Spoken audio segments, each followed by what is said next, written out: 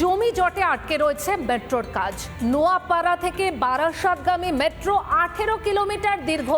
নোয়াপাড়া থেকে কাজ শুরু হয়েছে এয়ারপোর্ট পর্যন্ত এবং সেই কাজ শেষও হয়েছে। আবার এয়ারপোর্ট থেকে মাইকেল নগর পর্যন্ত কাজ চলছে, কিন্তু মাইকেল নগর থেকে বারাসাত পর্যন্ত মেট্রোর কাজ এখনো পর্যন্ত শুরু হয়নি। জমি জটেই আটকে রয়েছে মেট্রোর কাজ। দেখুন কি অবস্থা। জমি জটে আটকে রয়েছে মেট্রোর কাজ। নোয়াপাড়া থেকে এয়ারপোর্ট হয়ে বারাসত পর্যন্ত যে মেট্রো প্রজেক্ট ইয়েলো লাইনের যে কাজ, সেই কাজ আপাতত থমকে রয়েছে। নোয়াপাড়া থেকে বারাসত প্রস্তাবিত ইয়েলো লাইন 18 কিলোমিটার দীর্ঘ। নোয়াপাড়া থেকে এয়ারপোর্ট পর্যন্ত 7.04 কিলোমিটার কাজ শেষ হয়েছে। বিমানবন্দর থেকে মাইকেল নগর পর্যন্ত 2.84 কিলোমিটার পথে কাজ চলছে। মাইকেল নগর থেকে বারাসত পর্যন্ত 8.25 কিলোমিটার মেট্রোর কাজ শুরু করাই সম্ভব হয়নি। জমি জটের কারণে 8 কিলোমিটারের বেশি জায়গায় এখনো পর্যন্ত রেল কর্তৃপক্ষ তারা কাজেই হাত দিতে পারলেন না। মূলত রেলের যে সামগ্রীগুলো রয়েছে সেই সামগ্রীগুলো সমস্ত কিছু পড়ে রয়েছে, সমস্ত কিছু নষ্ট হচ্ছে। এই জায়গা যেটি উত্তর 24 পরগনার বারাসাতের থেকে এই যে নোয়াপাড়া, ঠিক তার মাঝখানে এয়ারপোর্ট অর্থাৎ মাইকেল নগর। মেট্রোর দাবি মাইকেল নগর থেকে বারাসত পর্যন্ত জমি দখলদার উচ্ছেদ ও জমি অধিগ্রহণে রাজ্য সরকার কোনো সহযোগিতা করছে না। वो हमारा न्यू बैरकपुर से बारासात वाला एरिया जो है उसमें लैंड एक्विजिशन और एनक्रोचमेंट्स के बहुत सारे इश्यूज हैं। वो स्टेट गवर्नमेंट से हम टच में हैं। जैसे ही वो हमारे उसको क्लियर करते हैं हम लोग उसमें काम करते हैं। कितना किलोमीटर का काम इसमें? और तकरीबन हमारा 8 किलोमीटर के आसपास का। কি বলছেন স্থানীয় রাজনৈতিক নেতারা? পশ্চিমবঙ্গ সরকার কেন্দ্রীয় সরকারের সঙ্গে কোনো রকম সহযোগিতা করছে না, যার জন্য পশ্চিমবঙ্গের মানুষ বিভিন্ন উন্নয়নমূলক কাজ বা জনমুখীমূলক কাজ থেকে তারা বঞ্চিত হচ্ছে। ডিএম সাহেবের সাথে কথা বলেছি, এডিএম এলআরের সাথে কথা বলেছি। আজ পর্যন্ত এই ইস্যু নিয়ে মেট্রো রেলের পক্ষ থেকে কেউ আমাদের সাথে, জেলা অ্যাডমিনিস্ট্রেশনের সাথে একদিনও সৌজন্য সাক্ষাৎকারও করতে আসেনি। বারাসতবাসী চাইছেন শীঘ্রই জমি সমস্যার সমাধান হোক, শুরু হোক মেট্রোর কাজ। একটা বিকল্প রাস্তা, ট্রেন যেমন আছে তার সাথে আর একটা বিকল্প সুযোগ থাকলো, আমাদের যাতায়াতের মাধ্যম হলো, এবং এসি থাকে সেখানে গরমের সময় আমাদের আরো বাড়তি অ্যাডভান্টেজ আমরা পাবো। বনগা লাইনটা প্রচুর ভিড় হয় এখানে, সেই তুলনায় আমরা অনেকটা রিলিফ পাবো।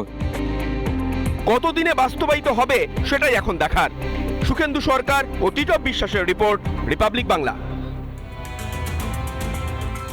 বিজেপি করলেই কোপ, বাদ যাচ্ছে আবাসের তালিকা থেকে নাম, এমনটাই অভিযোগ মথুরাপুরের পূর্ব শ্রীধর গ্রামে।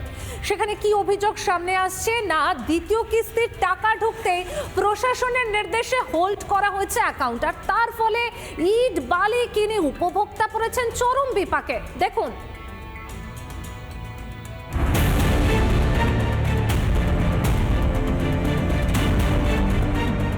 বিজেপি করায় আবাসের টাকা থেকে বঞ্চনার অভিযোগ।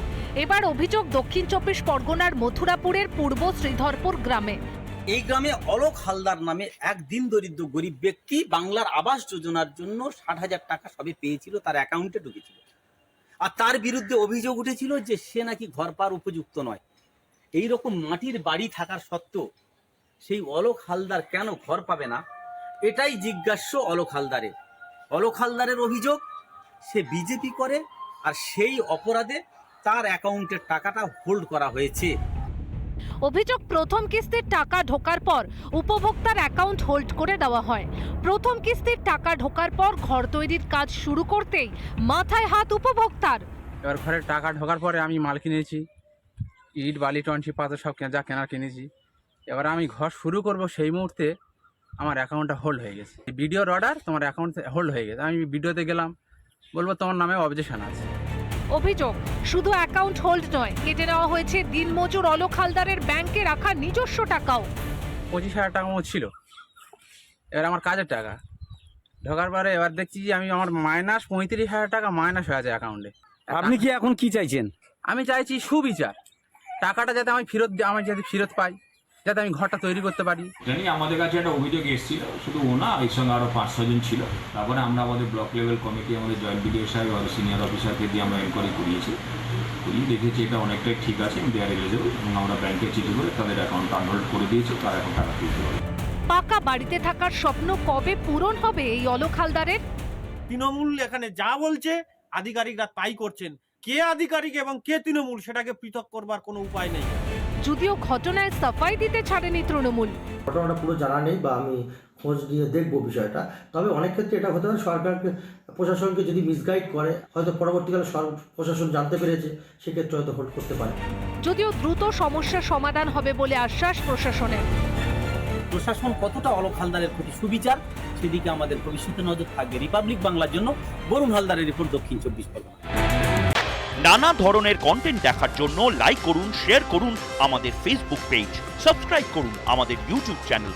পাশাপাশি অন্যান্য ব্রেকিং নিউজের জন্য অবশ্যই চোখ রাখুন রিপাবলিক বাংলায়।